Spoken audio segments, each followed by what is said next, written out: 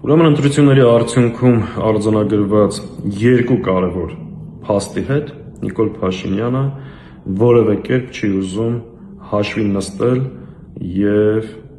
համակերպվել։ Առաջինը, չնայած աննախադեպ լայնածավալ արտաքին աջակցության կամ տվյալ դեպքում միջամտության, չնայած պետական վարչական ռեսուրսի աննախադեպ կիրառման եւ բազմաթիվ ապօրինությունների, Նիկոլ Փաշինյանը չկարողացավ ստանալ մեր ժողովրդի ձայների 50%։ Եվ երկրորդ հանգամանքը, չնայած աննախադեպ բռնաճնշումների, ապօրինությունների, ընտրակեղծիքների, ֆիզիկական եւ տեղեկատվական տեռորի,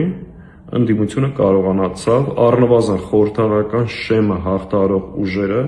արձանագրել շուրջ 550,000 քվ։ Հիմա այս փաստի հետ Փաշինյանը փորձում է չհամակերպվել եւ հայտարարում է, որ ընդդիմության ձայները կեղծված են եւ ընդդիմությունը լեգիտիմ չի այդ ձայները ձեռք բերել ընտրակաշառքով։ Ուրեմն լսի Նիկոլ Փաշինյան, այս երկրում եթե կա մի ընտրակեղծարար, դա դու ես։ Եթե կա մի ոչ լեգիտիմ սուբյեկտ, դա դու ես եւ քո քաղաքական թիմը։ Հետեւաբար ուզես թե չուզես,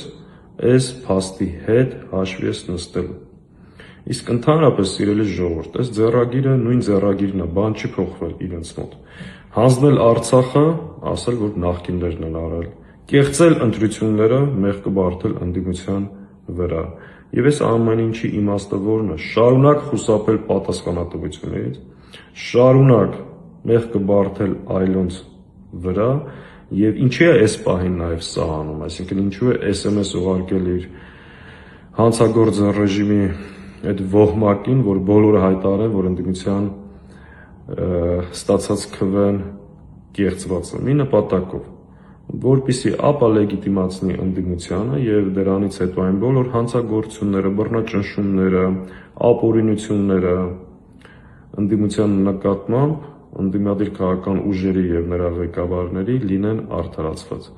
բայց չի ստացվելու, այս ճանապարհով որևէ արդյունքի չեք հասնելու, ուզեք թե չուզեք, դուք հաշվի եք նստելու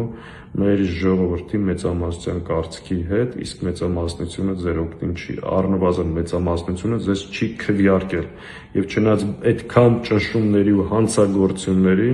կես միլիոնից ավել մարդ քվեարկել է ընդդիմության։